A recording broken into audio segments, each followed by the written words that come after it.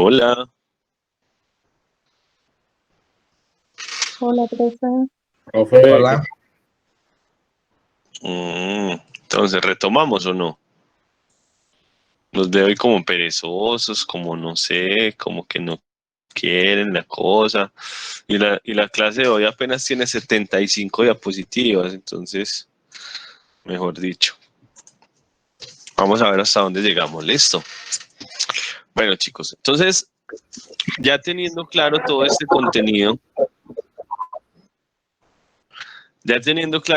contenido, anatómico que hace parte de la introducción, ahora sí vamos a empezar a ver este segundo tema, que es el tema de, ya no me acuerdo, ¿me recuerdan cuál es este tema, por favor? Es un tema general, ¿cierto? A ver, yo abro ese Forfo 030, famoso Forfo 030. Competencias, sí. Regulación de la reproducción, endocrinología y señalización celular. Listo. Tal cual como aparece ahí en la diapositiva, es el tema así. Entonces, es muy importante que nosotros tengamos todos los conceptos básicos de la anatomía, que fue lo que hicimos, por eso la anatomía hace parte de la introducción del curso, para poder entrar o meternos pues en este tema que es la regulación de la reproducción, la endocrinología y la señalización celular. Creo que muchas veces se lo he dicho, pero no me canso de repetirlo, muchachos, y es que si nosotros manejáramos mucho mejor una biología celular y una biología molecular, estos temas de endocrinología y señalización celular serían pues súper fáciles de analizar, de interpretar y de responder.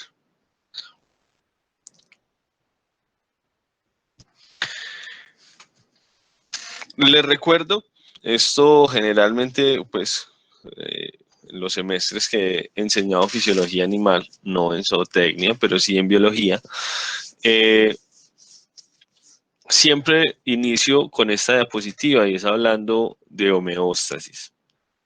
Listo. Y recordemos entonces que la homeostasis es esa capacidad que tiene un organismo para responder ante una situación físico-química característica, ¿cierto? O para mantenerse dentro de una condición físico-química característica de forma constante, de tal forma entonces que nosotros nos vamos a adaptar a la temperatura, y ustedes lo vieron en su fisiología de la producción, cómo las diferentes especies entonces se adaptan a la temperatura y que aquellas especies entonces que no son capaces de adaptarse comienzan a presentar algo que se llama enfermedad, ¿cierto? Si la enfermedad entonces no se logra superar, pues viene la muerte. Entonces, siempre que nosotros hablamos de enfermedad, hablamos de un desequilibrio de algún lado.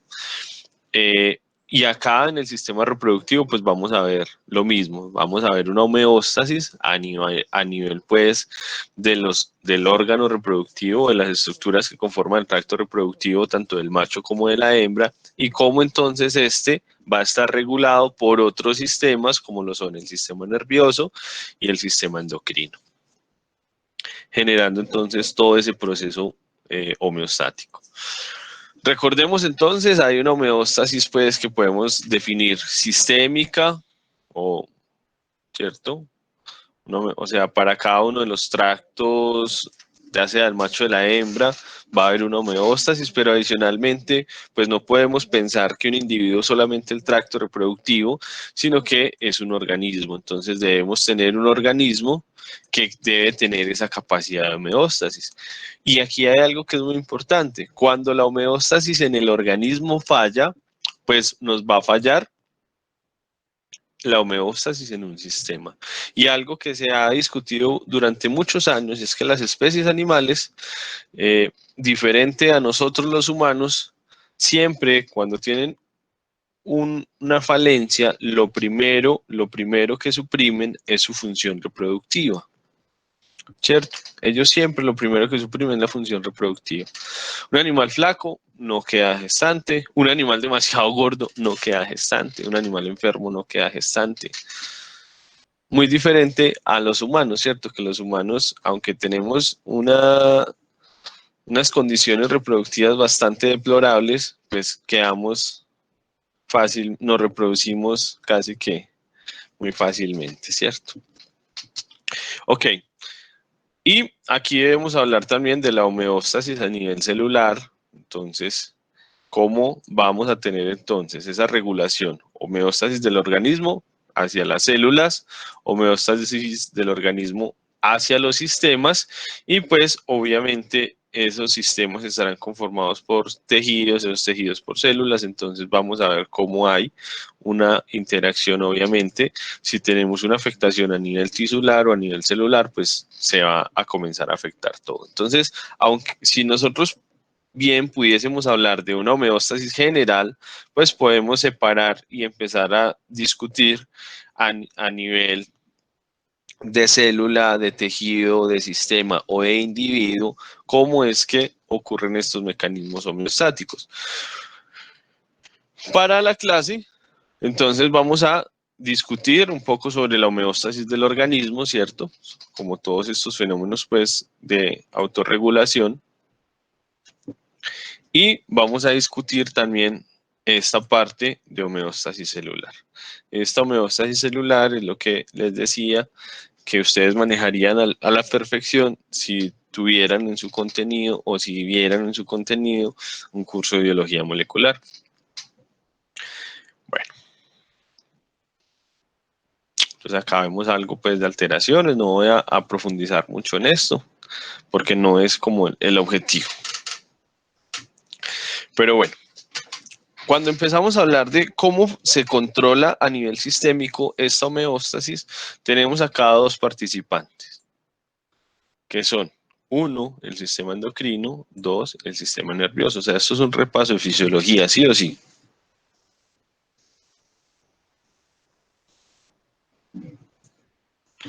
Hola. Aquí está, profe. Sí. ¿Sí es repaso de fisiología o no? Vamos a buscar por acá.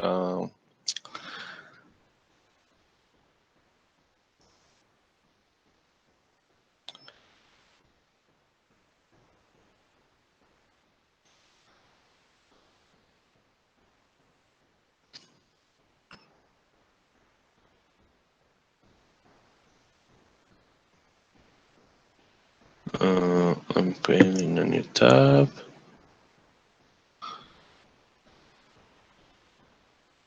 Listo, chicos, ya la tengo acá lista por si se desaparecen ustedes, entonces para poderlos invocar. ¿Cierto? Me confirman todos que la vean. Acá en mi foto de... Claro, la vemos perfectamente. Listo. Entonces, ahí estaré atento. Si de pronto los pierdo, empezaré a invocarlos por ahí a ver si están ahí. Hoy es lunes de terror por Discovery. No se les olvide a partir de las 7:15 de la noche. Creo que comienza con ellos, están acá. Ya la nueva temporada es buscando a los estudiantes en clases virtuales. Bueno, entonces, les decía, a nivel sistémico, la homeostasis se regula por el sistema endocrino y el sistema nervioso, y ellos pues tienen unos mecanismos de retroalimentación que funcionan a través de receptores. Si nosotros miráramos entonces cómo está conformado ese sistema nervioso y ese sistema endocrino, pues veríamos las diferentes funciones que cada uno de estos comprende y cómo se relacionan entre ellos. Y toda esta información, ¿cierto? De las funciones que detecta cada uno de estos sistemas, entonces las alteraciones, los potenciales de acción, o sea, todo eso que ustedes vieron en fisiología animal y que de pronto volvieron a ver algo en fisiología de la producción, pues lo volvemos o lo comenzamos a aplicar acá, ¿cierto? Eh, vemos entonces cómo el endocrino va a detectar esos cambios y va a enviar ya no potenciales de acción, sino hormonas, y esas hormonas entonces tendrán que migrar. Si hacen parte del sistema endocrino, recuerden que debe cumplir una norma básica, y es que la hormona deberá producirse en un sitio específico, pero tener efecto en diferentes tejidos, y para poder tener ese efecto deberá migrar a través de la sangre, deberá viajar a través de la sangre. Entonces, todo esto, recuerden acá, ya lo habíamos discutido por allá en algún lado, la definición de feedback o retroalimentación, y hemos dicho que hay retroalimentaciones positivas, negativas y demás. ¿Sí se acuerdan de eso?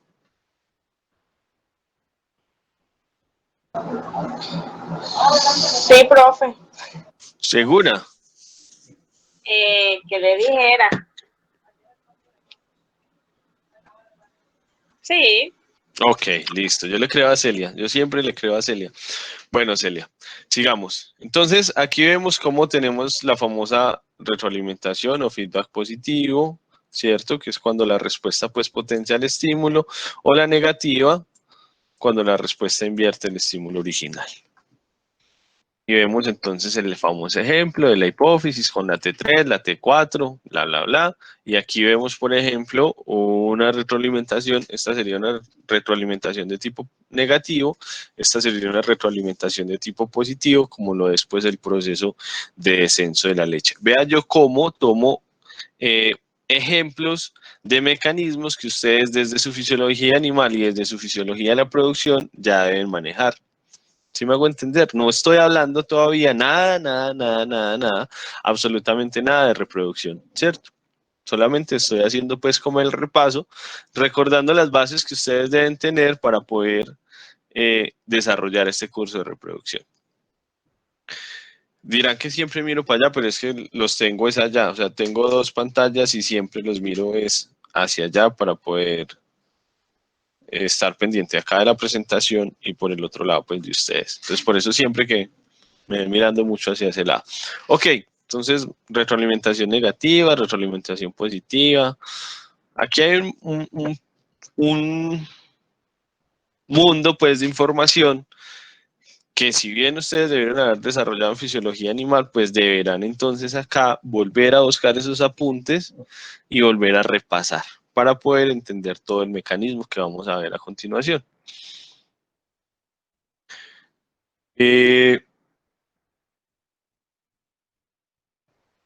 Bueno, entonces, dentro de esos mecanismos tenemos los mecanismos que son el transporte, ¿cierto? Dentro de esos mecanismos de control homeostático vamos a tener el famoso transporte a través de la membrana, ¿cierto?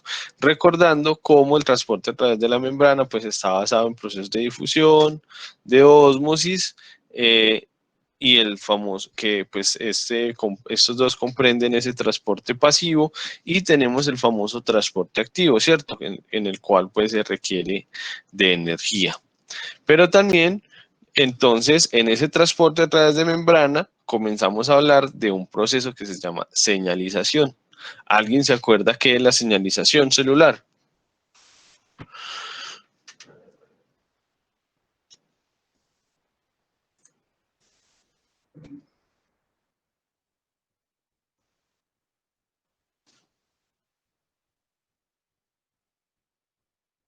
Hola, chicos. ¿Quién se acuerda de señalización celular?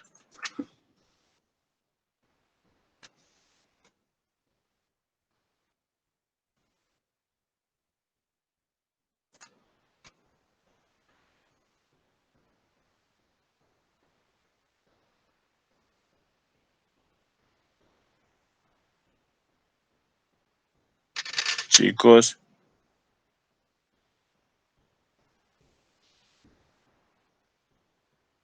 me dejaron hablando solo.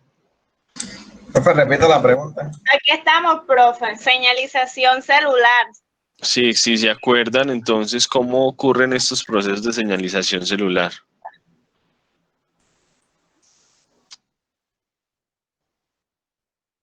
Profe, eso no es cuando, por ejemplo, pues se presenta transporte activo y pasivo, algo así, ¿no? No tiene que ver con eso. No, eso lo hablamos ahora hace un rato. Profe, la señalización no es cuando se activa algún receptor de la célula. ¿Cuándo qué? A ver, lo escucho por ahí. Cuando se activa un receptor de la célula para que la, la señal sea recibida, ¿no? Mm, sí, por ahí tiene un poquito algo de sentido. ¿Y qué más? ¿Qué O sea, ocurre ahí? no es para saber o sea, saber en sí cuál fue el estímulo que recibió. Para saber en sí qué estímulos recibimos. Bueno, me suena algo por O ahí. sea, ¿Qué es más? decir, pasar ese potencial de acción a un reconocimiento del estímulo. Ok. Profe, es cuando se dan la sinapsis. Cuando se da la sinapsis,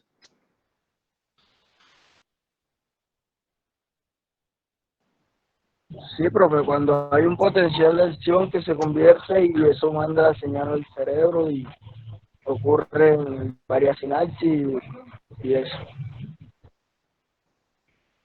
mm,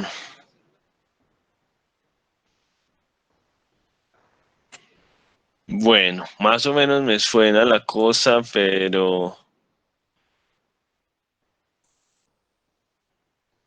bueno.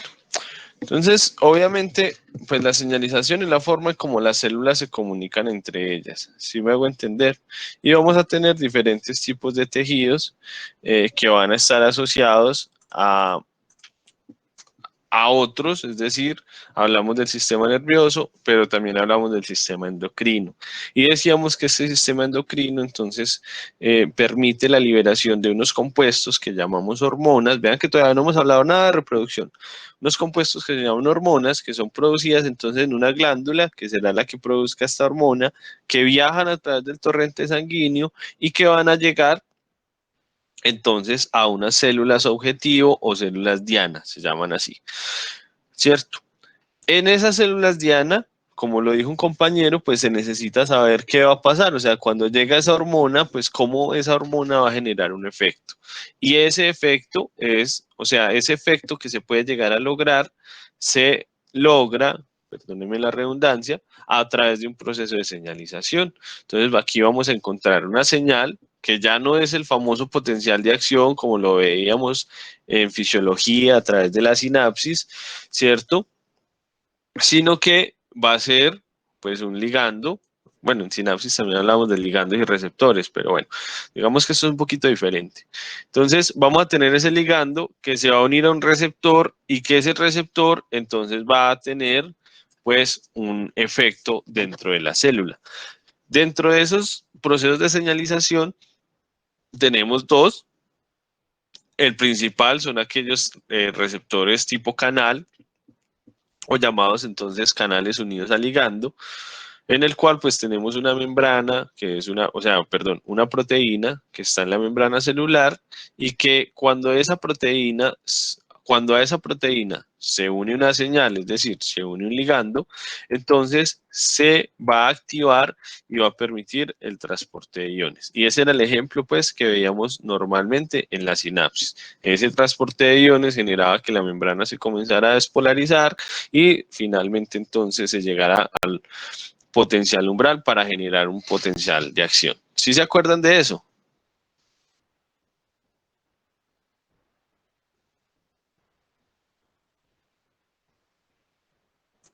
¿Sí se acuerdan o no, chicos?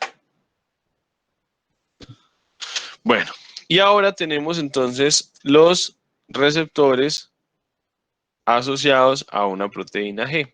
¿Se acuerdan de de este tipo de señalización?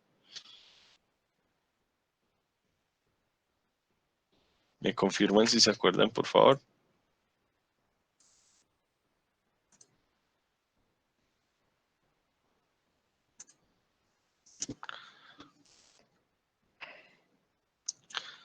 Sí, Katy, explícanos entonces en qué consiste esa comunicación. Profe, si no estoy mal, los primeros mensajeros son, o sea, los receptores. Ellos Ujú. son los primeros en recibir ese, como, digamos que el estímulo, y lo llevan a los segundos mensajeros, creo. ¿Y cuáles son los segundos mensajeros? No me acuerdo. Ok, listo. Entonces les voy a poner un videito para que ustedes revisen esto acá. Voy a deshabilitar mi audio.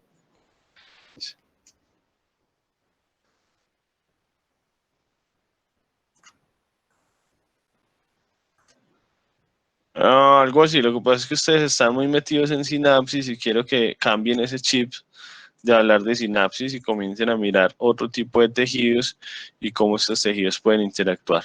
Entonces miren este videito y apenas termine el video, vuelvo con ustedes, ¿listo?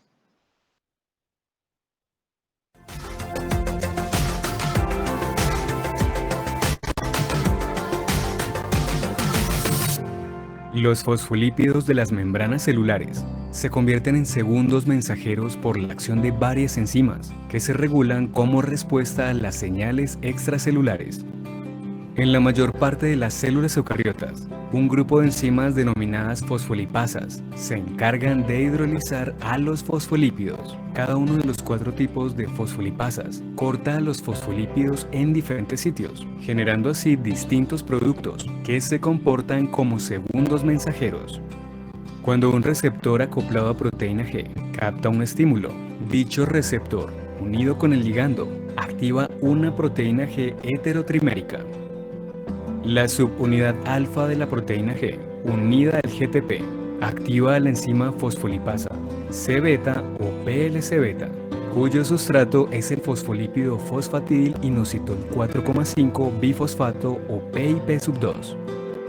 La fosfolipasa C-beta cataliza una reacción que separa el fosfolípido PIP2 en 2 moléculas, inositol 1,4,5 trifosfato o IP3 y diacilglicerol o DAG, ambas con papeles importantes como segundos mensajeros en la señalización celular. El diacilglicerol o DAG es una molécula lipídica que permanece en la membrana plasmática después de su formación por acción de la PLC-beta. Ahí recluta y activa a un efector, la proteína quinasa C o PKC, que fosforila residuos de serina y treonina en una gran variedad de proteínas blanco. Por otra parte, el inositol 1,4,5 trifosfato, o IP3, es una pequeña molécula hidrosoluble, capaz de difundirse con rapidez por el interior de la célula. Las moléculas de IP3, formadas en la membrana, se difunden hacia el citosol y se unen con un receptor específico para IP3, ubicado en la superficie del retículo endoplasmático liso. El retículo endoplásmico liso es un sitio de almacenamiento de calcio en diversas células. El receptor IP3 también funciona como canal tetramérico para el calcio. La unión de la IP3 abre el canal y permite que los iones de calcio se difundan al citoplasma. Estos también pueden considerarse segundos mensajeros o mensajeros intracelulares porque se unen con varias moléculas blanco, lo que activa reacciones específicas. Por ejemplo, cuando el calcio se une a la proteína calmodulina, esta sufre cambios de conformación que le permiten modificar un amplio rango de proteínas diana, como las quinasas dependientes de calcio y las CAM quinasas o calmodulina quinasas, y generan diversas respuestas celulares. Adicionalmente, los iones calcio están implicados en diferentes procesos celulares, como la contracción de células musculares y de las vías de secreción.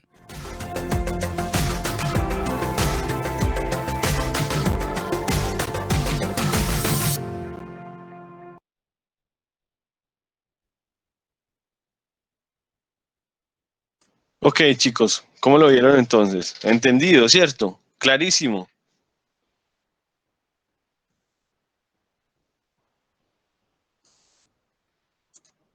Ya se durmieron otra vez. No, profe, aquí estamos. Y Pero sí, entonces, cuando hablaron de fosfolipasa, sí, no, Bueno, pues yo me acordé, eso lo vimos en fisiología animal. Todo eso que estamos viendo en este momento son repasos de fisiología animal.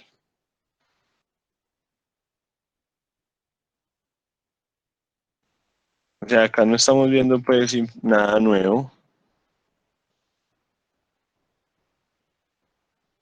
A ver si veo por acá otro video en un segundo.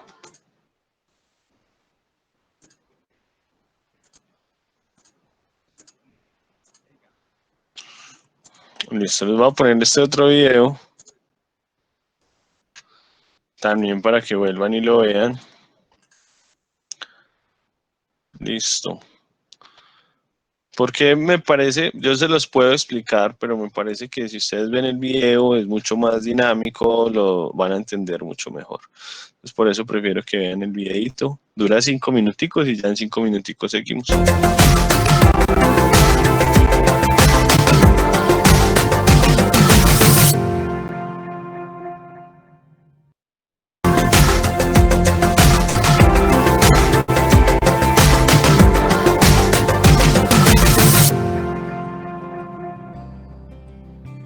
Los receptores acoplados a proteínas G son también conocidos por sus siglas en inglés como GPCR.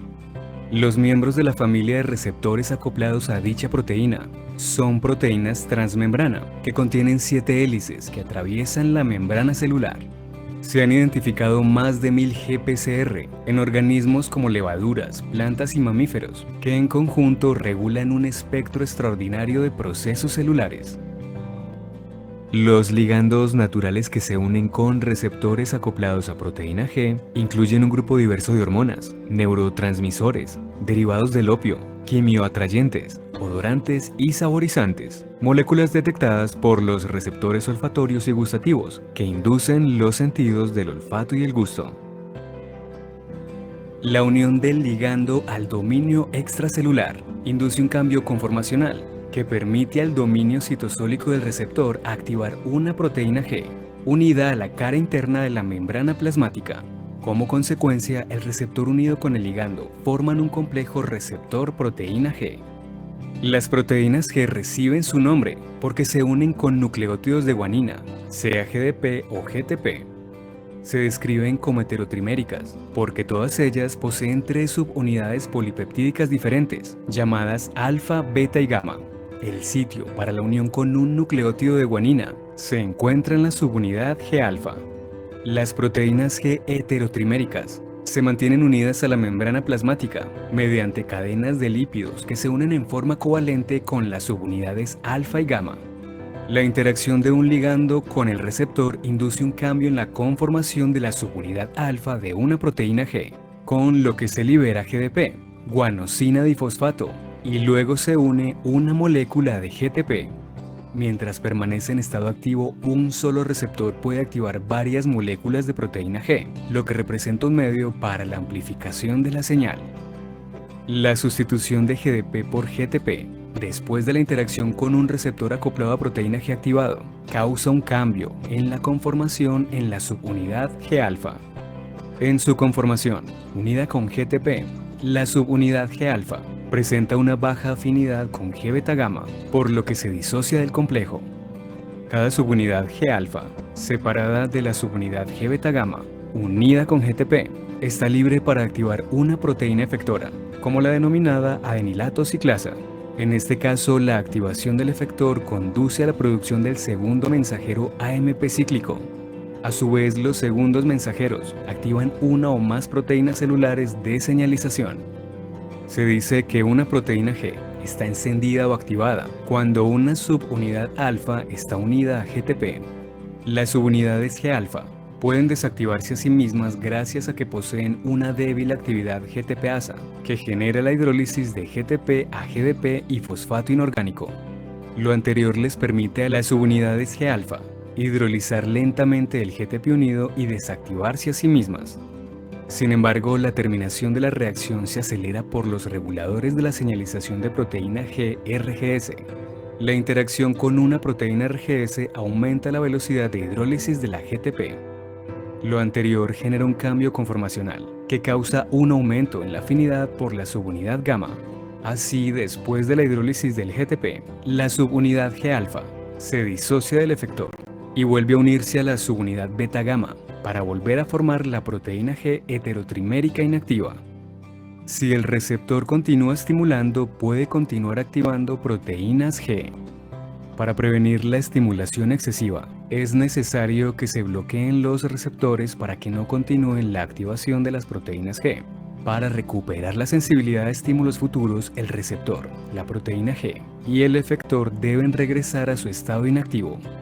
La desensibilización, proceso que bloquea los receptores activos para que suspendan la activación adicional de las proteínas G, ocurre en 2 pasos. En el primero, el dominio citoplásmico del receptor acoplado a proteína G activado se fosforila por acción de un tipo específico de quinasa, la quinasa del receptor unido a proteína G, GRK. La fosforilación del receptor acoplado a proteína G establece las bases para el segundo paso, que es la unión de proteínas llamadas arrestinas. Las arrestinas constituyen un pequeño grupo de proteínas que se unen con los receptores acoplados a proteína G y compiten por la unión con las proteínas G heterotriméricas. Como consecuencia, la unión de la arrestina previene la activación adicional de más proteínas G.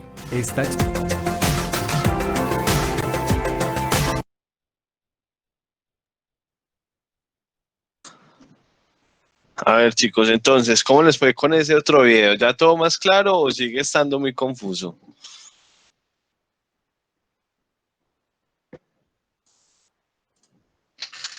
Un poco más claro. Profe, ¿puede pasar los nombres de los videos acá al chat? Sí, claro que sí. Denme un segundo, ya les comparto los links. Este de la proteína G está acá. Y el otro, que no recuerdo cuál era, pero sé que se llamaba como generalidades de los receptores. Ah, no. A ver, lo busco. Animación, receptores acoplados y segundos mensajeros. Sí, es este. Copiar. Listo. Y este fue ahí están los 2 videos que les acabo de compartir para que ustedes pues los puedan ver. Si quieren, pues los podemos subir al Classroom, no hay ningún problema. Yo los puedo compartir ahí en Classroom. Ahora al finalizar la clase, sé que por ahí está Alejandro Mercado, he tenido problemas como con el Classroom, pero al finalizar la clase, pues revisamos eso. Entonces ya para seguir. Sí, profesor, ¿Listo? yo tenía un problema. Sí, por eso, al finalizar la clase, miramos a ver qué pasa con eso. Listo. Listo. Entonces, chicos, acá, resumiendo, pues, es que esta es una diapositiva que yo siempre he mostrado, llevo muchos años mostrándola, y me parece, pues, que con base en lo que acabamos de ver en la animación, pues me ahorro toda esta explicación de esta diapositiva y es mucho más gráfico y nosotros tenemos un aprendizaje que es por asociación en el cual las cosas gráficas se nos quedan mucho más fáciles que cuando vemos pues ahí algo proyectado sin ningún tipo de animación.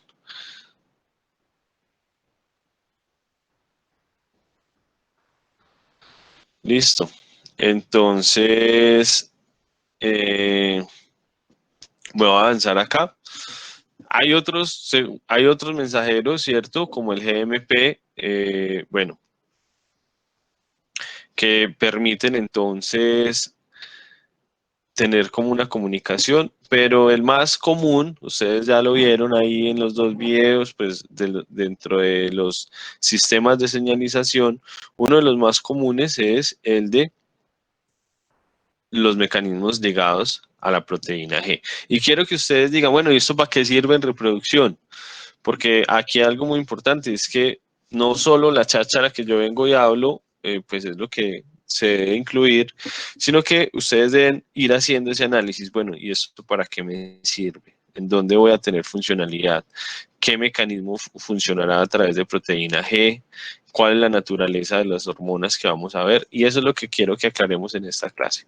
Entonces, si nosotros habláramos de señalización, vean Este es pues una gráfica de señalización asociada a cáncer, pero miren todos los procesos que normalmente, ¿cierto?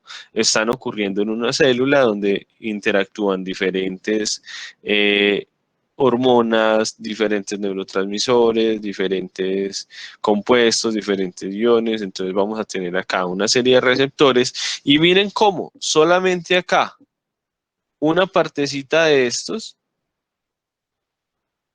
es lo que compone la proteína G.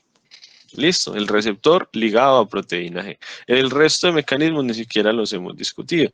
Entonces es como para tener un poco de claridad que si bien existen muchos mecanismos de señalización, pues para el tema de reproducción vamos a usar mucho este de proteína G. Listo. Sabemos entonces que tenemos un metabolismo y que el metabolismo entonces va a generar que haya producción de energía, ¿cierto? Y en el caso de la reproducción son mecanismos que necesitan muchísima energía. Tenemos entonces también el catabolismo, que es una fase, pues dentro del metabolismo, que es una fase que degrada, o sea, que consume energía, pero también tenemos entonces, bueno, el proceso de anabolismo, el cual es esa fase de producción de energía. Entonces siempre usted, y no los quiero matar con estos, porque yo sé que en otras asignaturas ustedes se van a enloquecer con el famoso ciclo del ácido tricarboxílico y demás, y el proceso de degradación, y ustedes ya vieron nutrición de rumiantes y nutrición de no rumiantes, o me imagino que apenas lo estarán empezando a ver, ¿cierto?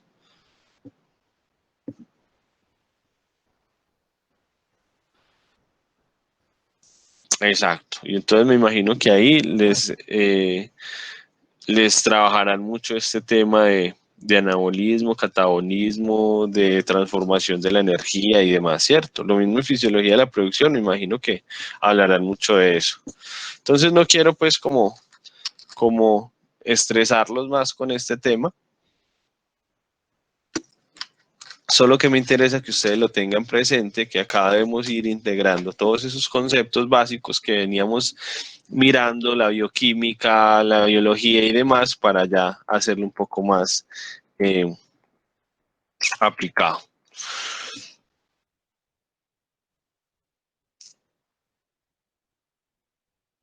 Bueno,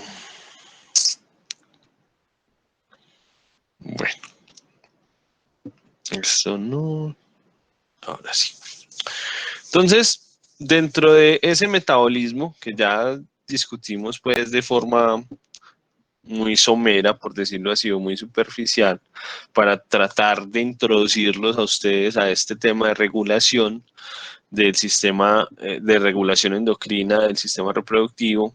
Entonces ya comenzamos a analizar y a ver pues como toda esta información básica, esto de los receptores, esto de la retroalimentación y demás, para qué nos va a servir en reproducción. O sea, aquí ya tenemos como un concepto mucho más maduro y esto nos lleva a la diapositiva 35 de 75. O sea, ya vamos por la mitad, ¿sí ven cómo ese repaso era rápido? Pero entonces acá vamos a tener unos mecanismos de comunicación en el sistema reproductor que son asociados o que tienen una naturaleza de tipo hormonal, es decir, que son regulados principalmente por el sistema endocrino. ¿Estamos claros hasta ahí? ¿Puede repetir, profesor? Claro. Ya hemos visto muchas cosas, pero lo que yo quiero que ustedes entiendan es que ese sistema reproductivo y todo lo que conlleva el metabolismo del sistema reproductivo está regulado entonces por el sistema endocrino. Cuando hablamos de que se está regulado por el sistema endocrino, entonces ya debemos entrar sí o sí a entender que la principal comunicación del sistema nervioso o de los demás sistemas con respecto al sistema reproductor, pues va a ser a través de hormonas. Listo. Y en ese sistema de hormonas, pues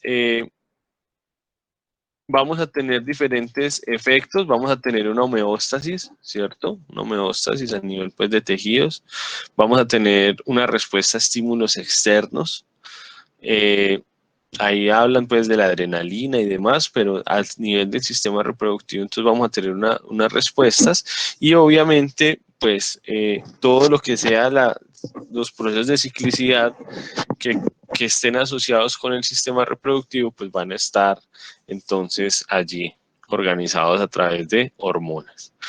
Dentro de esas hormonas entonces vamos a encontrar un eje supremamente importante, o sea, es el eje, por eso se llama eje, porque en torno a él giran todos los procesos reproductivos en un individuo, independiente de si es macho o es hembra, que es el famoso eje hipotálamo, ¿cierto?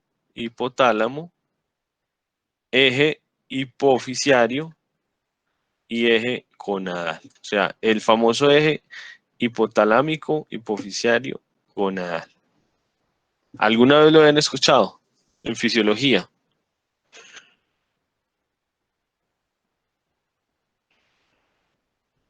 Sí, claro. Ah, muy bien. Cierto. Este eje hipotálamo hipofisiario funciona para otras estructuras, pero en el tema reproductivo, pues está relacionado con las gónadas. Entonces, acá vamos a tener el hipotálamo y la hipófisis que hacen parte del encéfalo, ¿cierto? Y que están íntimamente relacionados. Entonces, que el hipotálamo tiene dos tipos de comunicaciones con la hipófisis, a través de conexiones vasculares, ¿cierto? A través de la adenohipófisis y a través del tracto hipotalámico hipofisiario a través de la hipófisis anterior.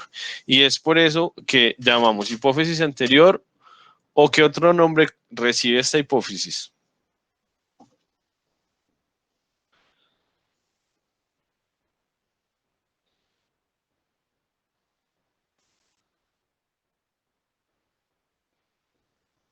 Hay una que es neurohipófisis, que es ¿cuál? ¿La anterior o la posterior?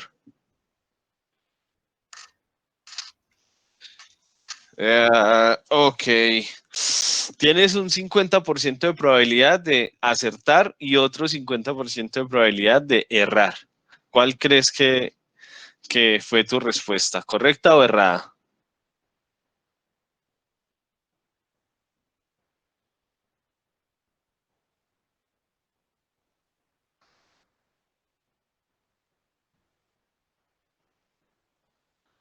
¿Y qué dicen los demás compañeros? ¿Qué dice por ahí Esteban, Monterrosa, César Campo? Profesor, yo digo que sí, la neurohipófisis. Ok, Esteban, Murillo.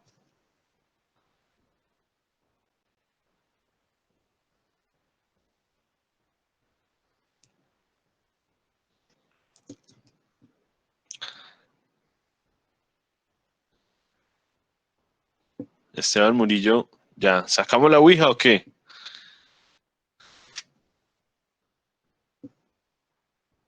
Sí la sacamos, Sí, pero Esteban. neurohipófisis. Esteban, estamos No, ahí, nada. estás ahí. ¿Y César? Ahí está. La hipófisis. ¿Anterior o posterior, César?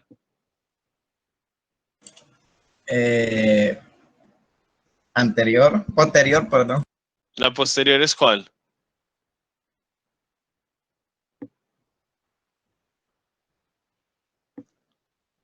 Mm, Profesor, no es la adenohipófisis.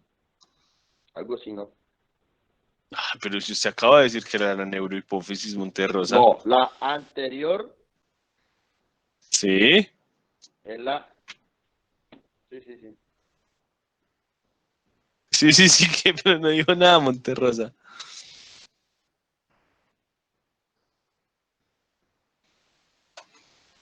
Yo me imagino que ya todo el mundo lo debe haber googleado. ¿Sí o sí? Dice No. Luisa, Yo no, pero Monterrosa sí. dice Luisa Zapata, ya me enredaron. Pero Profesor, explica otra vez. me parece que la que dijo Kate es la posterior. Ok, bueno. Dice Luis Hoyos por 2, o sea que me imagino que apoya a Luisa. Listo, chicos. Entonces, muy sencillo. ¿Ya? Hipófisis anterior. Conexiones vasculares. ¿cierto? Conexiones vasculares, es decir, vasos sanguíneos, vasos sanguíneos. Si tiene comunicación con vasos sanguíneos, es la adenohipófisis. Listo. La posterior dice tracto hipotalámico hipofisiario, ¿cierto? Esta es una comunicación de tipo nerviosa. Entonces, si son nervios, recuerden que será neurohipófisis. Entonces, en ese orden de ideas, vamos a conocer a la hipófisis anterior como adenohipófisis y a la hipófisis posterior como neurohipófisis. ¿Quedó claro? Sí, pero ahora sí. Ok.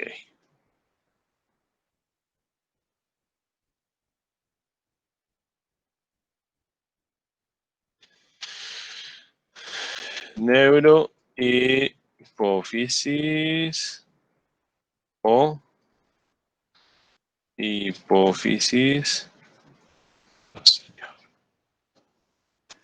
Listo. Luis, ya quedó claro. Luis y Luisa. Los Luises. El grupo de los Luisos. Luiso yo sí, profe. Luisa Zapata. Ah, sí. Ok, listo.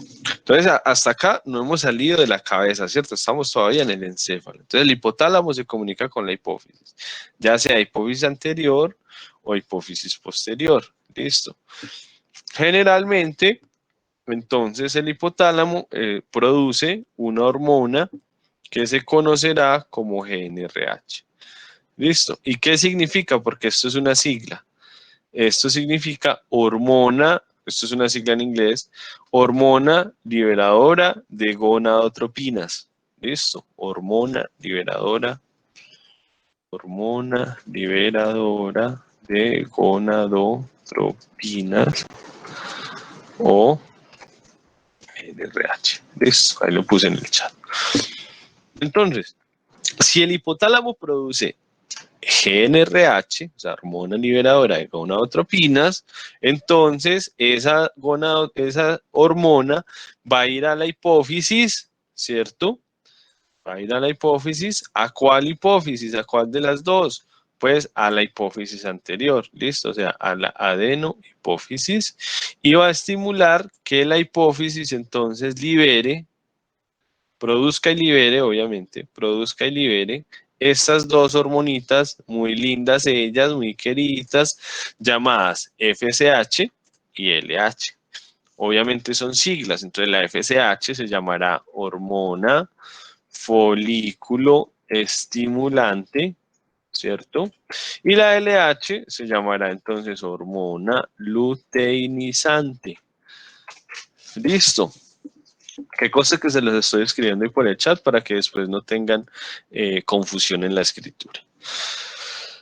Ok, estas dos hormonas, FSH y LH, tendrán efecto en diferentes estructuras o en diferentes tejidos del cuerpo, ¿cierto? Pero acá, pues vamos a analizar el efecto que tiene sobre las gónadas, ¿cierto? Porque estamos hablando de ese eje hipotálamo hipófisis gonadal. Entonces la gónada, dependiendo de qué tipo de gónada sea, si es la gónada de la hembra o si es la gónada del macho, llegará entonces a diferentes tejidos. Para el caso de la hembra, ¿cierto?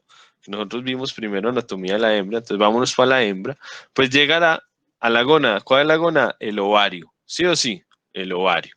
Y dentro del ovario, entonces recordemos que hablamos de los folículos. Estos folículos tendrán entonces al ovocito o al óvulo, que es el gameto femenino, y ese folículo entonces tendrá al ovocito, pero adicional a ello tendrá a otras células, como son las células de la teca, ¿cierto? Y las células de la granulosa.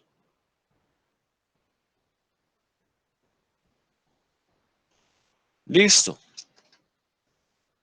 Entonces las células de la teca tenemos dos tipos de células de la teca. Hay teca interna, que se conoce como TI, y teca externa. ¿Listo? ¿Qué le pasa? Cuando las células de la teca interna, ¿cierto?, reciben a estas hormonas FSH y LH, pues entonces van a producir ellas solitas otra hormona que conocemos como estrógenos, para el caso de las hembras, ¿cierto? Estrógenos.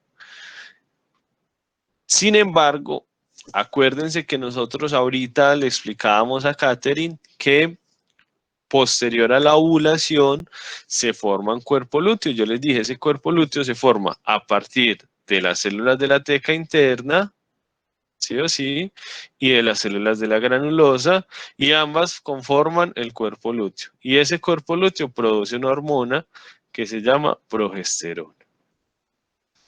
Listo. Hasta ahí estamos claros.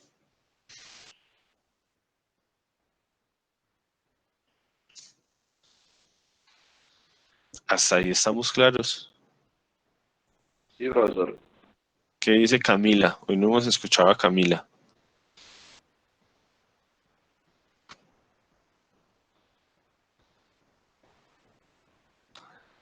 Profe, me perdí ahí donde estaba explicando acerca de la hembra.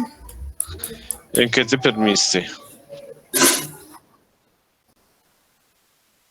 Desde que comenzó ahí explicando sobre el tracto reproductor de la hembra. Ajá. Ok, entonces, ¿Se puede explicar de nuevo, por favor? entonces, quedamos. Se produce GNRH, ¿cierto? Después de la GNRH se libera FSH y LH.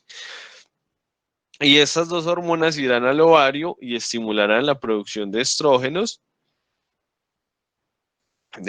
principalmente 17-beta-estradiol, pero dependiendo si ha ocurrido un proceso de ovulación, esas hormonas estimularán entonces la producción de progesterona a nivel del cuerpo lúteo. ¿Cierto? ¿Hasta ahí quedó claro?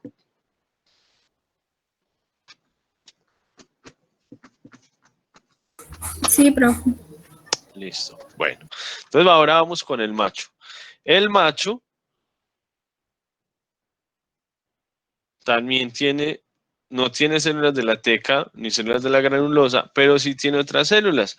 Recuerden que yo les decía que antes se les llamaba células de Leydig, pero que ahora se llaman células intersticiales. Entonces, las células intersticiales van a tener receptores para FSH y LH, y al recibir el estímulo, pues habrá un proceso de señalización para que estas células intersticiales produzcan esta hormona que se llama la testosterona. Esto es a nivel general, muchachos. Cuando lo veamos ya más específicamente en cada uno de los individuos, es decir, en macho o en hembra, voy a ir un poco más allá, listo. Pero por ahora solo me interesa que ese eje hipotálamo hipófisis gonadal explique por qué entonces para el caso del macho estimula la producción de testosterona, por qué en la hembra estimula la producción de estrógenos o de progesterona. ¿Hasta ahí estamos claros?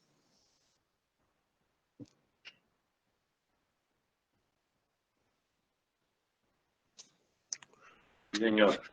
Bueno, entonces acá vemos ya algo un poco más gráfico. Entonces recordemos hipófisis anterior o adenohipófisis, y acá vemos de pronto muy histológicamente cómo es que se permite que haya esa comunicación del sistema hipotalámico con la hipófisis, y por eso es que esa GNRH que se produce pues pasa directamente a la hipófisis y estimula la liberación. Y acá vamos a ver un resumen pues de lo que nosotros podemos tener a través de la hipófisis. Entonces vean, hipotálamo, ¿cierto? El hipotálamo produce, entonces miren que hay diferentes hormonas que pueden ser producidas y liberadas en el hipotálamo. Nosotros solo estamos hablando de la GNRH, o recuerden, hormona liberadora de gonadotropinas, ¿Cierto? No más. Las otras las estamos dejando a un lado. Listo. No estamos hablando en este momento de ninguno otro de estos sistemas. Esa somatoliberalina, no se confundan con ese nombre, hormona liberadora de gonadotropinas, llega a la hipófisis anterior. Produce, pues dependiendo del tipo de compuestos que hayamos estimulado, pues produce para este caso, o sea, para la ruta que estamos analizando nosotros, LH y FSH, ¿cierto? Y eso va, entonces, haciendo este eje hipotálamo hipófisis gonadal, pues va entonces, ya sea a los ovarios para el caso de la hembra, o a los testículos en el caso del macho. ¿Y la respuesta cuál será?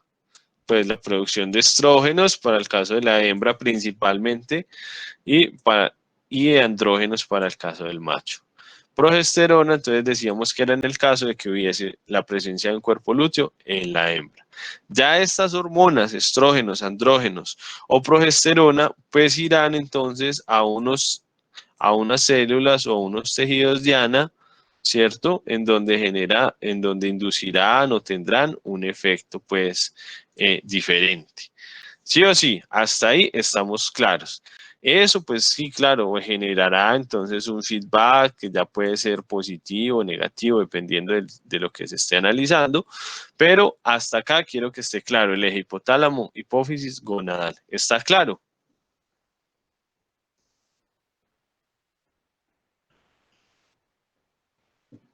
¿Está claro, chicos?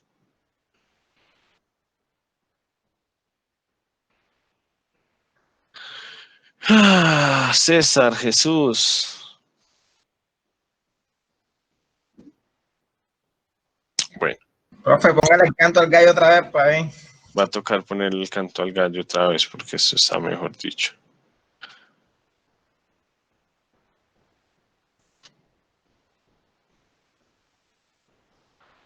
Y Rosita, ¿no está por ahí Rosita para...? Profe, no, profe. Hoy están quietos. Ya.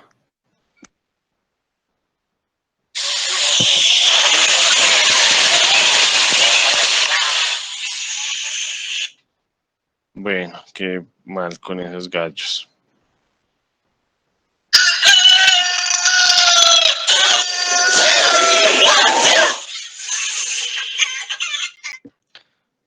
Es que pero está el canario, dice Luis.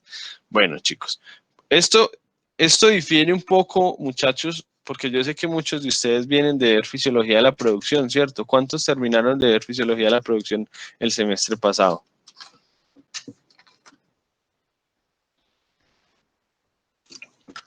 Linda Luz, Juli, César, José Miele, Luis Hoyos, Jesús, otro Jesús, Yank, Celia, uy, ¿cómo? Rosita. Es prerequisito. Yo sé que es prerequisito. Bueno, Celia, usted que tiene ahí eso activado, ese micrófono, ¿cómo es lo del tema del eje hipotalámico hipofisiario? Profe, ya lo había pagado, profe. No, ya lo volviste a aprender. Para el tema de la liberación de la leche. Me repite, por favor, que como hablé no lo interrumpí. No, el tema hipotalámico hipofisiario para la liberación de la leche, ¿cómo ocurre?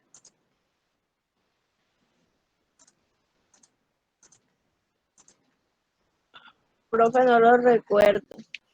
Pero si ahí tiene el machete en la diapositiva. No veo bien porque estoy desde el celular. Más fácil porque usted le puede hacer zoom con el celular, entonces no tienes excusa.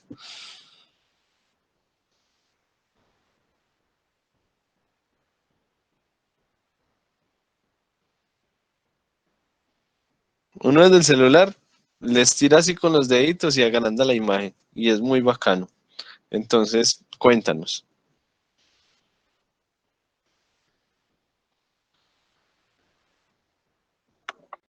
Estaba buscando los lentes, profe. Ya va. Pues si usted está en clase linda y sin lentes, déjeme decirle que corre un alto riesgo de que nos volvamos a ver el otro semestre en esta misma asignatura. Lo que pasa es que tenía los ojos muy cansados, profe, entonces ya me los había quitado. Ujú.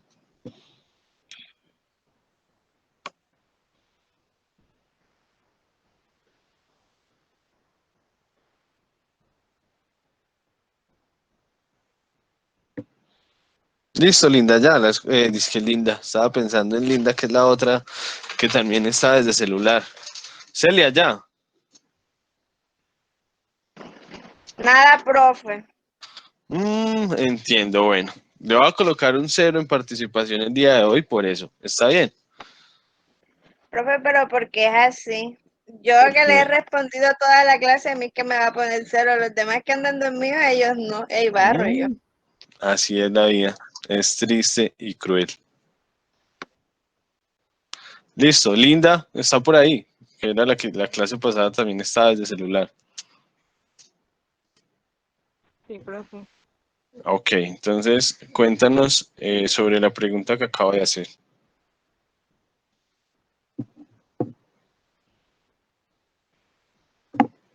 Déjeme y miro la imagen.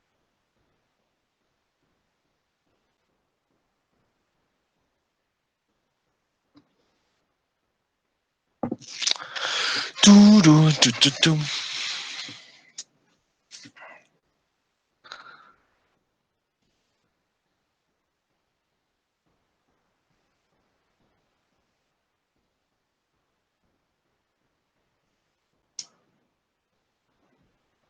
Linda, ¿hasta cuándo? Profe, es que no recuerdo cuál es la hormona que se libera. Ah, no recuerda. Bueno, al menos tienen la capacidad de decir las cosas como son. Muy bien.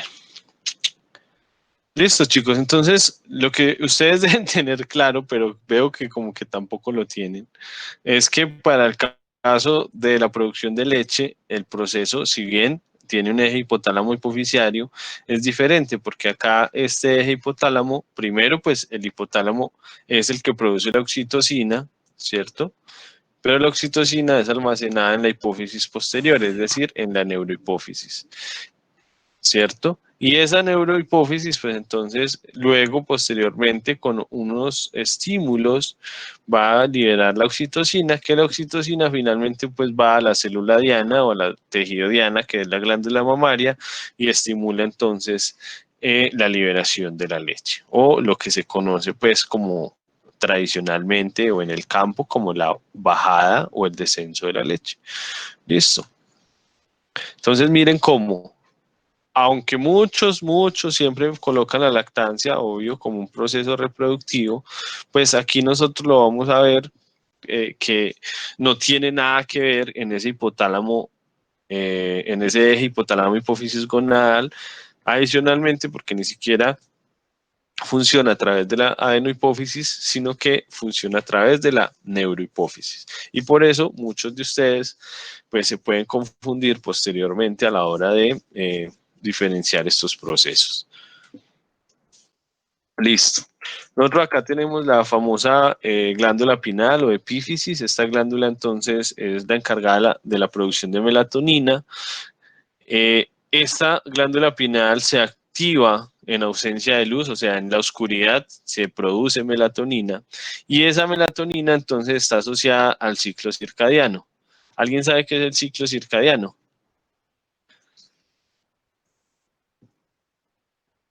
Esto es fisiología animal, chicos, por eso es que son prerequisitos para esta asignatura. Entonces, escucho ahí a alguien que no hayamos escuchado hoy. Elías Ruiz.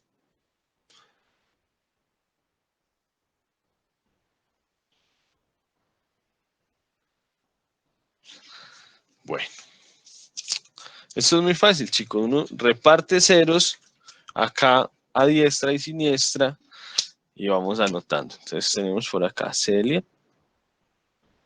Almanza, Elías Ruiz, Otro que va con 0. Hoy no hemos escuchado a Julipao Suárez. Julipao 99. Es 19.99. Profe, por favor, repita la pregunta. Sí, claro, que si alguien sabe qué es el ciclo circadiano. Profe, no son los cambios que tiene el cuerpo en 24 horas, dependiendo si hay luz o si hay oscuridad. Juli, Pau, te cambió la voz bastante.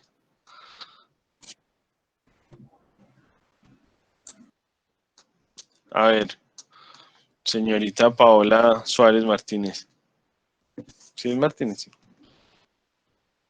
Tiene referencia a la luz oscuridad. No sé, profe, listo. Entonces Juli Pau también tiene 0. No sabe, no responde, es igual que 0. Luisa Suárez.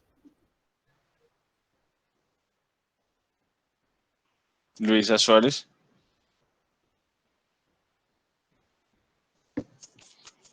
Ok, no responde, entonces Luisa Suárez tiene 0. Profe, yo puedo, pues lo que yo entiendo sobre el ciclo No, circadiano. todavía no. Marcela Cárcamo.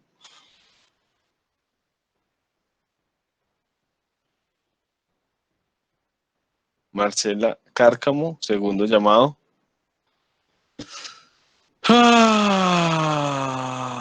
Y tercer llamado para Marcela Cárcamo. Y 0.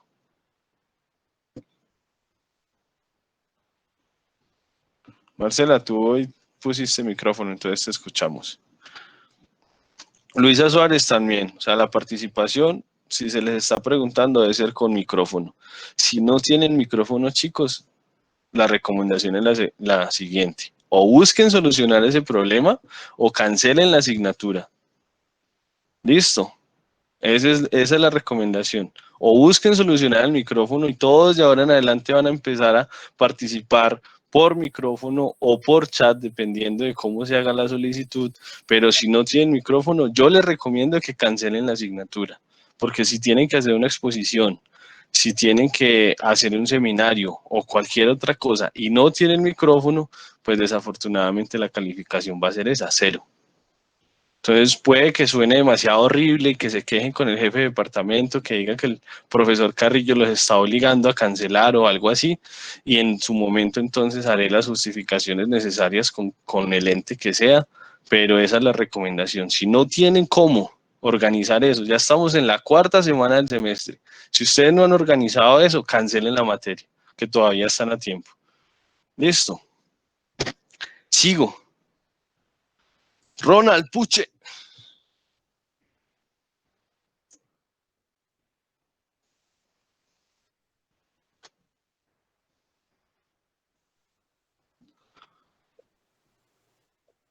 Ronald, ¿qué es el ciclo circadiano?